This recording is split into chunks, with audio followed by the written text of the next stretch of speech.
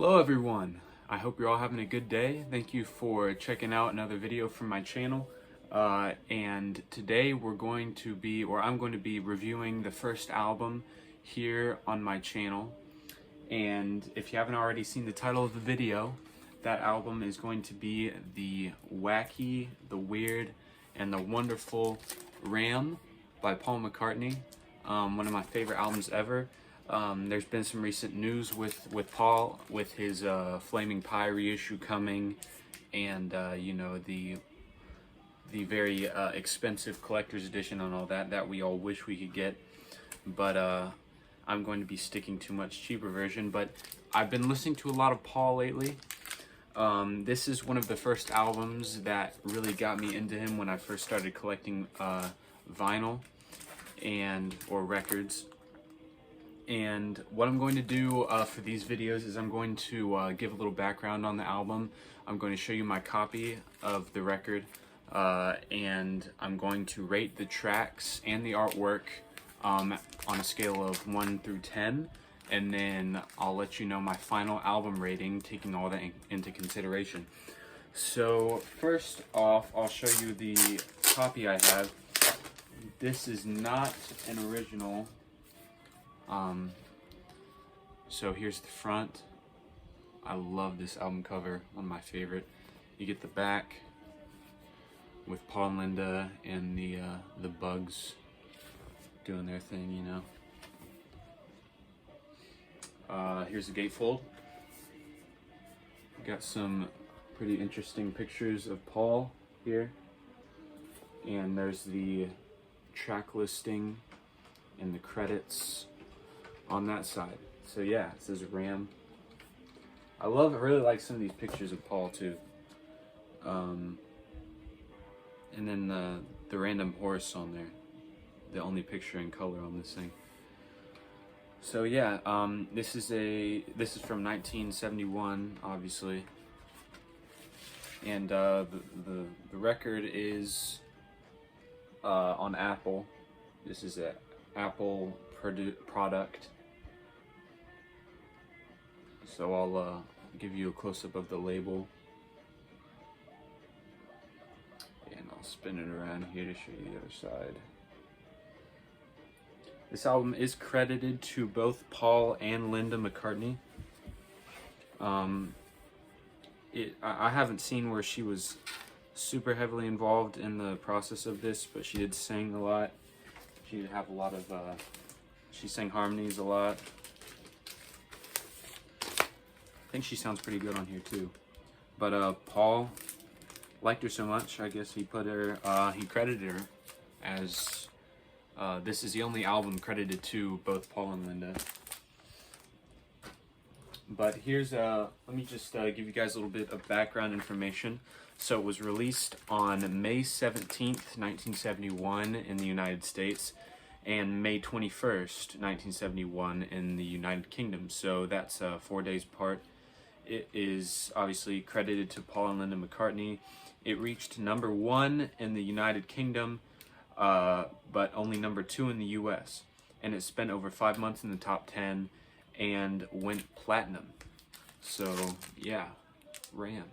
It's sold over 2 million copies to date, which is very impressive. It was recorded in New York in late 1970 into early 1971. So I think it was finished in March and then it was released in May. For this album, the prior one had been McCartney, which was Paul's first album, not considering his score to the Family Way movie, which was his first release.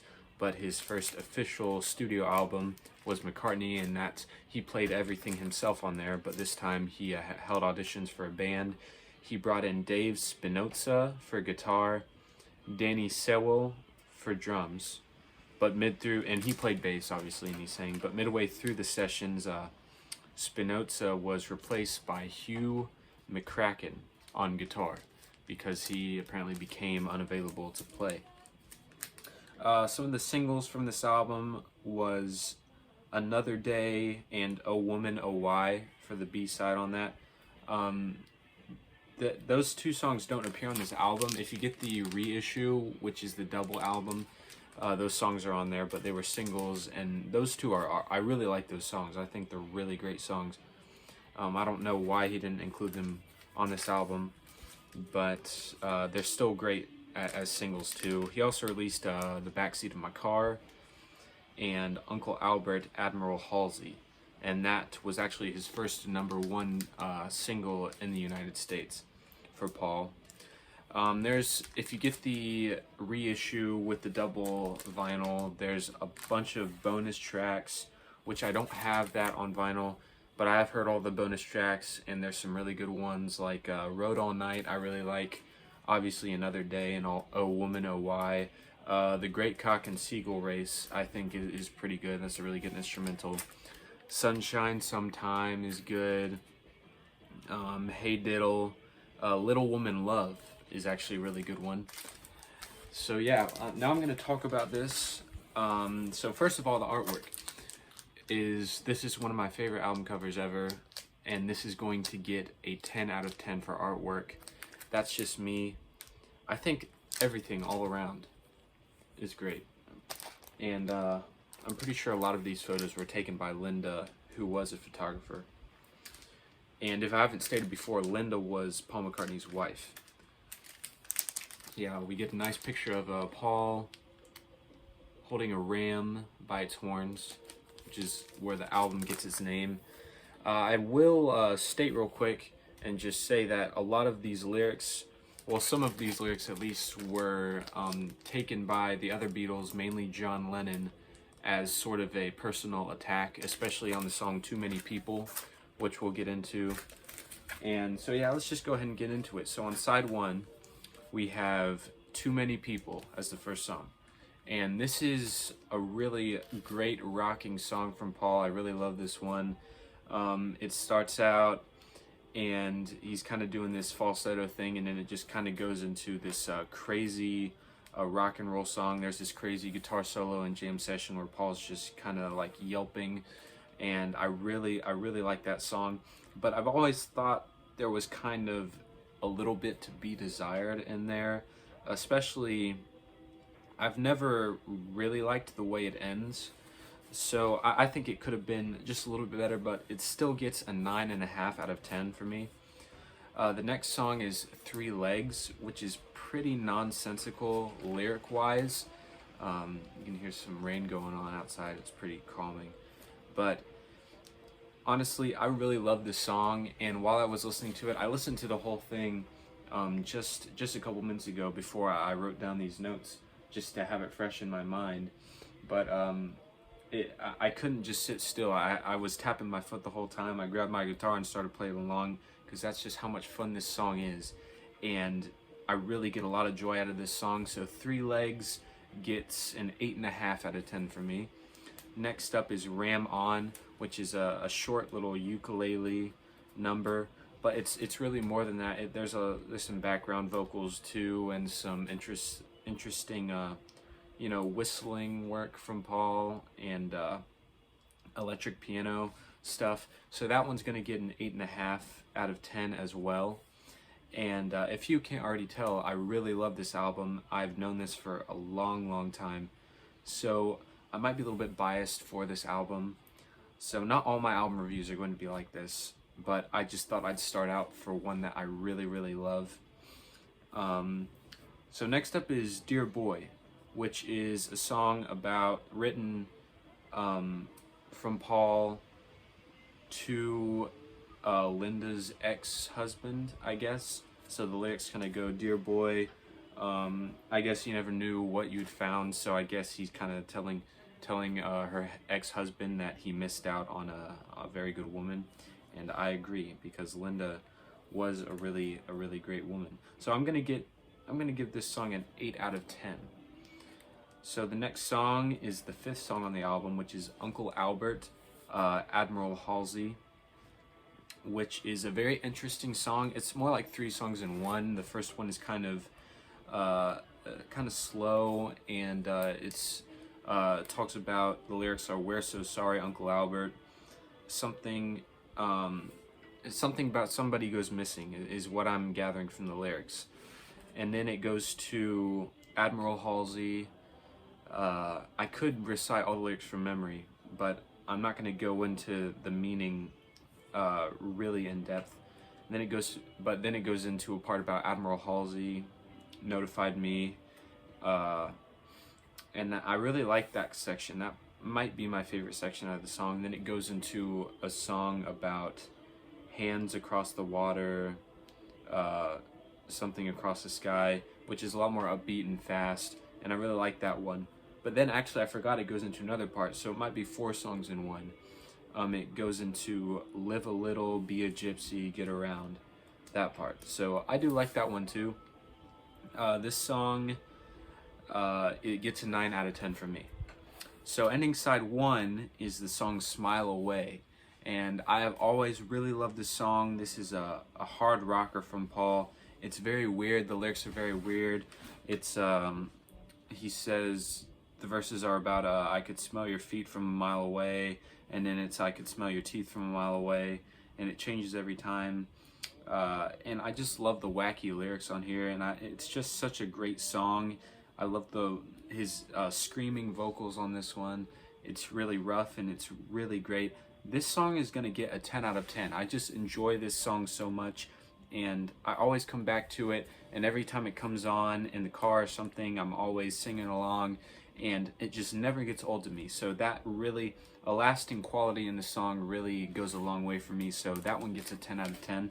So now we're at side 2, and this side 2 opens up with Heart of the Country, which is a really, really nice, soft acoustic number from Paul. And it's just about his life in the country. They lived on a farm in Scotland, him and his wife and his children. And it's really nice to listen to. And it's talking about, you know, got a horse, got a sheep, gonna get me a good night's sleep.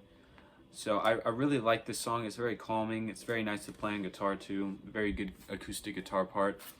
And it gets an 8.5 out of 10. It's not quite excellent, but it's very good. Side 2, song 2 is Mockberry Moon Delight, and this is really one of my favorite songs ever from Paul. He pulls it off so well. This is a psychedelic rocking song, and I've never heard anything like it vocally from anybody. And Paul is just screaming his lungs out, and it's not really screaming, it's just he's kind of growling the lyrics. And the lyrics are in itself nonsensical, but I've read about how they were inside jokes between him and his children and his family. And the chorus is like, ketchup, soup and puree, don't get left behind, which is like ketchup, like the sauce that you put on things. So a lot of it is about food. I think the first verse says, I sat in the attic with the piano up my nose, which could be a drug illusion. So we don't really know what the lyrics mean. They're open to interpretation, but I choose not to really interpret them. But this song gets a 10 out of 10. I love this song. It's such a psychedelic, fun song, and I love it.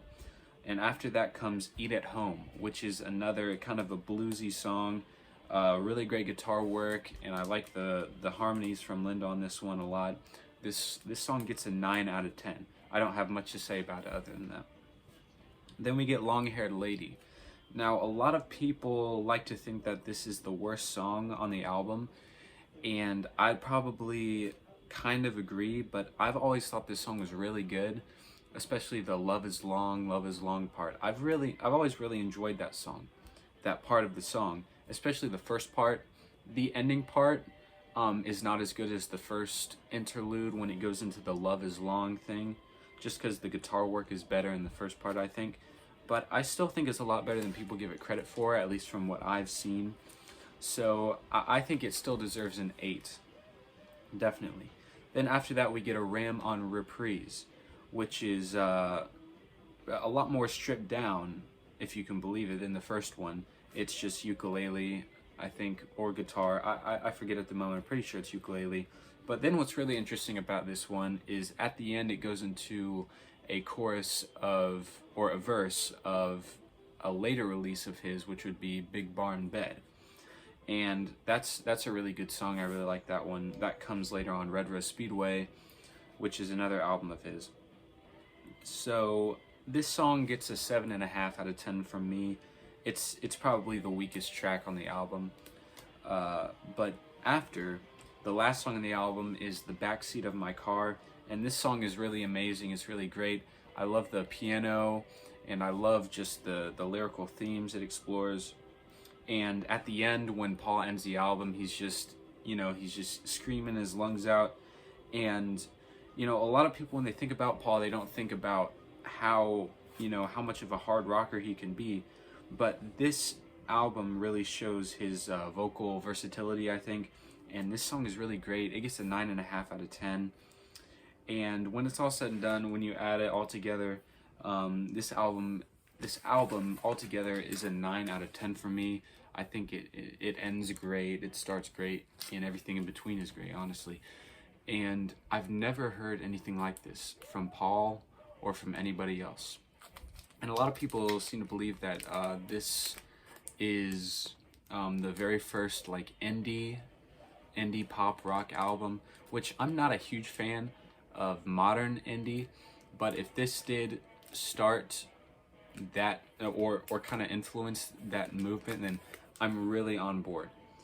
At least at the time of this, I do like some older indie, but this album really is fantastic. It's whimsical, it's fun, it's just, some of it is nonsensical, but that's where I get a lot of joy out of it, because at this time John Lennon was releasing albums like Plastic Ono Band, which was just so heavy, it kind of brings you down. You kind of have to prepare yourself to listen to it a little bit. But this one, you can just put it on and you can have a good time every time. And this album never gets old for me. It's just Paul McCartney at his best. Probably one of his top 5 albums for me, definitely. Easy.